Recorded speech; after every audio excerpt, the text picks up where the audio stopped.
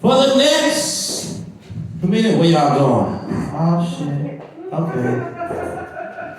Prince. Prince in the building, y'all.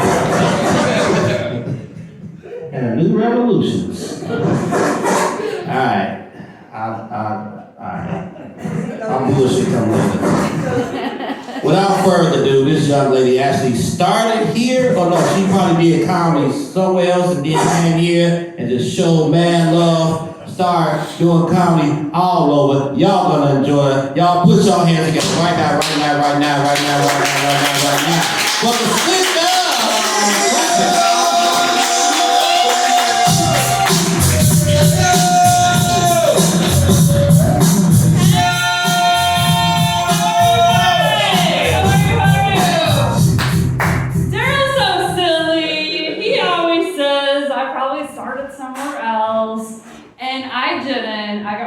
Here, right on this stage. That's why I love it here so much, because what happened here is not so much like comedy, but I lost my virginity here. Oh, shit. Oh, I love the laughter, because it's the same nervous laughter that my dad gave me when I told him, like, I'm going to be a comedian, and I did it first year. Anyway, it's, I love you, Daryl. I did start here. Okay, it's summer, right? It's summer. Like, it's officially. I mean, like, I know the calendar's not summer, but it is warm, right? Who here's been doing new stuff now that it's warm? Give it up. All I've been doing is new stuff. Man, I am on this new adventure, and I gotta tell you, I went, like, full out on this new adventure. I'll let this adventure take me to a brand new city. Ooh, yes. New city, new hobbies, new friends. Just, matter of fact, everything I'm doing now, if I get asked, I was like, yes, I'm on a new adventure.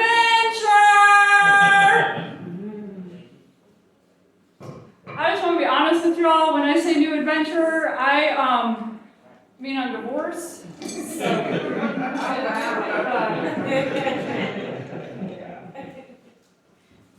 yeah, I'm divorced. That's my new adventure. And, I had one of those divorces that you had to leave, like, real fast, midnight. You know what I'm saying? Yeah. And, thank you. It was so fast. I had this moment of clarity, okay? I don't know if you had the same thing, but I had this, like, I knew that when I left that house, I could never come back.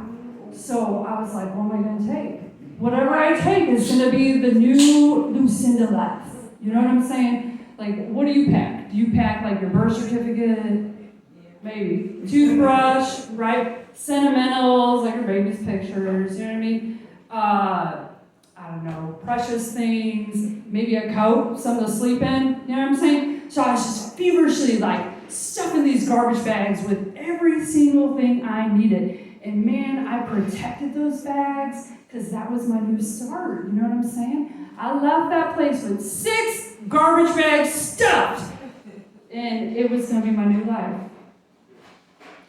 Listen, I just want to be transparent here. I got to be honest. When I got looking at the bags, I might have had 6 garbage bags full of fishnets, fancy dresses, and lipstick. Okay, mostly fishnets. So I knew I was in a crisis, like a real white girl crisis, okay? And I was getting scared, but I had to fall back on my training, okay? See, we are trained, like, how to respond in a crisis. Kind of like those kids in school, you know, like when there's a fire, stop, drop, and roll, okay? White girls are trained from when they're real little, like I'm talking real little. When you are in trouble, you must drop everything and call your gay hairdresser. Call your gay hairdresser. I got him on the phone. He took that midnight call. I don't have a gay hairdresser like anyone else. I have the best gay hairdresser in the world. He took that phone call, okay? Listen, let me take this out for a minute because this is for real. He took that phone call. He heard me. He gave me a voice. He centered honored me. Oh my goodness, and he just, matter of fact, he did something that no gay hairdresser has ever done before. He gave me his garden apartment to live in while I find myself. Thank you! Again, just being honest, my gay hairdresser, he's my brother. When I say garden apartment, he put a cot in the basement next to his laundry machine, okay? If you are keeping up with me, and I hope you are, I have a lot to be angry about, okay? I mean, I'm divorced. All I own is fishnets. And I'm living in my brother's basement next to his laundry machine, okay? Angry. So angry that I am finally, for the first time in my life, open to therapy.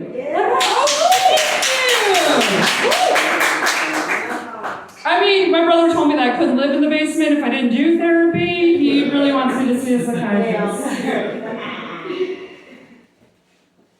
I was nervous about it. I'm just gonna be honest. I was nervous to see a therapist, okay? So I started maybe once a month, just lowballing it, seeing it, feeling her out. You know what I'm saying? How's this gonna go? She was really good to me. So I started going to her office once a week. And then my confidence just soared. I mean, my therapist and I were making some solid connections. I was finding my personality, coming alive. And I was like, you know what? Lucinda, we're going to do this. I was talking to myself, you know what I mean? Down in my brother's basement. I was like, here's how this is going to go, Lucinda. You are going to go to that office every single time that therapist is working. And I was like, yeah, Lucinda, that's a good plan. So I did. I went every single time my therapist was in her office. I was in her office too. Give it up for therapy.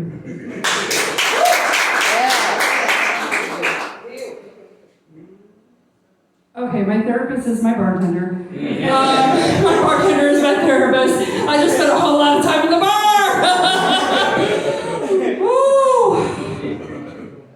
We did therapy. I mean, I talked to her a lot when I was in the bar. She was just so good to me. You know what I mean? I'm not going to find a therapist like this.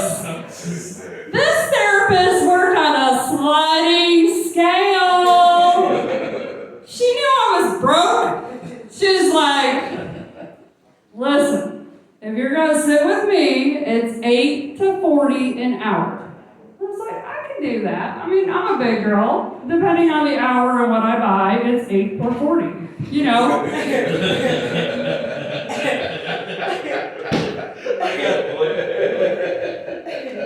I can tell who has therapists in the room. The laughter gives it away. My therapist, though, she did give me good advice. She was like, listen, Lucinda, you need to get a job, you need to get money, you need to get out of your brother's basement. And I was like, you know what, you're right. You're right. Now, to this day, I feel like he put her up to that because it felt like the same message was happening in between laundry cycles. But I was fine with it. I was like, I need to get a job. I do. So I tapped into my talents. You know what I mean? I need to work with my talents. I took all the Myers-Briggs tests. I went online and researched companies, what's the pros and cons. I burnt sage to my ancestors. Where do you see me? So, it turns out I'm most talented at Uber driving. Yeah, I'm an Uber driver, and I love it. First of all, I drove in Inglewood most of the time. Give it up for Inglewood! These are my people! So much promise in Inglewood. I had this fantasy that I would find a thug. I mean, that's why I picked Inglewood. And this thug would buy me a boarded up, broken down house. Yes! We would fix it up. You know what I'm saying? I watch HGTV. I can flip that bitch. I can. Now, I clung to that vision until it was a good dream. It was. It was like an Easter egg hunt. I just had so many they couldn't even hide it under the bushes. It was like house.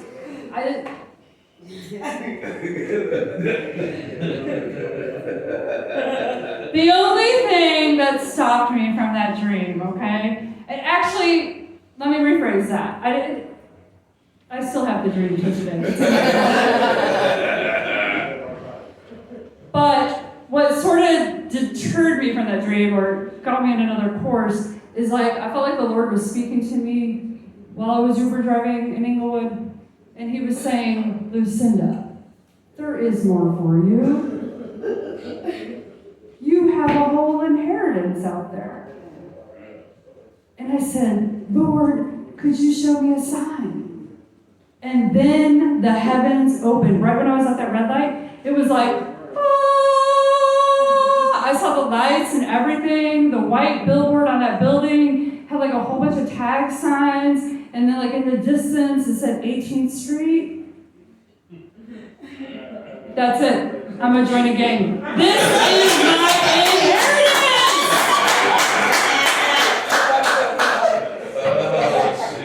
I stopped the Uber app, ran on home, locked myself in the bathroom. No, okay, just real quick. When I say home, my brother's basement, okay? So, because I'm still there, all right? Got myself locked in there in front of the mirror, okay? And I was like, here's what I have to do to become a gang person or member. I don't know. I'm new, okay? I'm new, all right? And I'm sort of like self-taught. So I was like, what I gotta do is learn the lingo. Words build and create. This is powerful. So I studied. I'll just throw like a few out there. Some of my favorites, okay? I was like, bro, I'm finna dip. Get my name out your mouth. You got me all kinds of fucked up. Period. Then I added in the symbols. Because you know, like, gay people talk with their hands. And I'm going to do it right, okay? So I was like,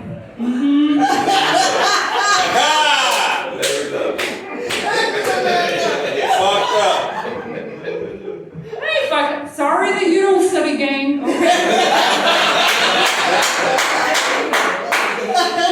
And I knew I was ready. Like that moment hit me. You know what I mean? Like energy don't lie, okay? You know what I'm saying? I was ready to be like accredited, assimilated, assassinated. Like I was ready, okay? Assassinated. I took a deep breath. I was like,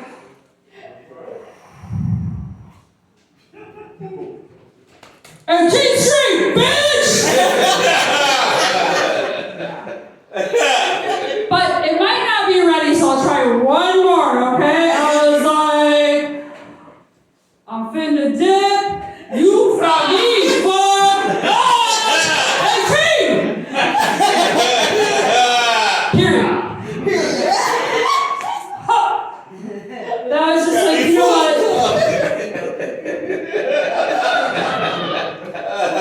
The only thing that really stopped me from joining the gang is, you know, when I did that thing there, like my boobs started to bruise.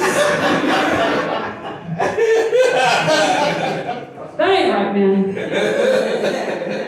Gang life is too violent for me right now. Too violent. So, I have to close with this, okay? So I'm closing because this is my most powerful moment, okay? I kept Uber driving. I didn't join a gang, okay? And the thug thing didn't work out. But I did save money. And I got an apartment, a little studio in Cal City. Listen, I'm all about graduation. I just went from one ghetto to another. Like, ghetto to Cal City, like, I'm working it, okay? In my little place, I had a squatter that used to live, then I moved in, and he kind of like lurked about because he was like, for real, are you staying? I was like, yeah, I'm staying. So then he moved into the laundry room. I was like, I get you, I live in the laundry room too. And I wasn't mad at him, but we actually became friends. And this little song sort of rings in my head. I'm a little nervous to sing it, so you just gotta kind of work with me here. Where's my little cheat sheet? Oh, here it is. Okay, so you probably won't recognize it because you were a little sketchy on the gang. Like I had to educate you on how to become a gay member. So it's dun dun dun dun dun dun dun. Oh, like a fool, I stayed too long. Wonder if your love is strong. Ooh, baby. Here I am, signed, sealed, delivered, and yours. Woo! Here I am, baby. Signed, sealed. Okay, all right, I'm gonna real quick. Before they give me like 4 lights, I need to wrap this up because this is so profound. And I know you're feeling bad that I'm not gonna sing the rest of the song, but we'll get to that. The reason why Signed, Sealed, Delivered is so special to me because all I wanted to do in Cal City was be signed, sealed, delivered, I'm yours. But I couldn't get no mail up in my box. Couldn't get one mail up in my box. No matter how much I tried to get a mail up in my box, it wasn't working. Turns out Laundryman broke the box. But Laundryman couldn't get mad at him because he was kind of the lookout man for the Connect. Listen, I'll help you out here. Lookout man, what he does, like he's really powerful for the community. He keeps watch so that we don't get like in trouble. You know what I'm saying? Like he watches for dangerous people, like the police. So, Popo, that's what we call him. Connect. He sells large pharmaceuticals, street drugs.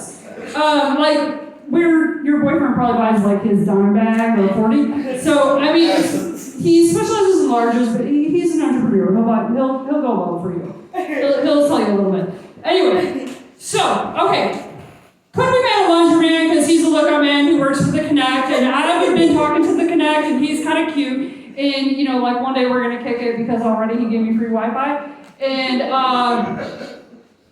that's why that song's so powerful. I just want to be signed, sealed, delivered, I'm yours. Good night, I'm Lucy, I love you.